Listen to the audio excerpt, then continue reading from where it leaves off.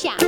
આજે આપણે ધોરણ 3 માં વિષય અંગ્રેજીનો અભ્યાસ કરીશું, જેથી મારી ચેનલને વધારે લાઈક, શેર અને સબસ્ક્રાઇબ કરવાનું ના ભૂલશો અને બીજા મિત્રોને શેર કરજો, જેથી તે પણ અલંકાર ચોપડીનો વિડીયો જોઈ શકે। તો ચાલો બાળ મિત્રો, આજે આપણે વિષય અંગ્રેજીના અભ્યાસની શરૂઆત કરીએ।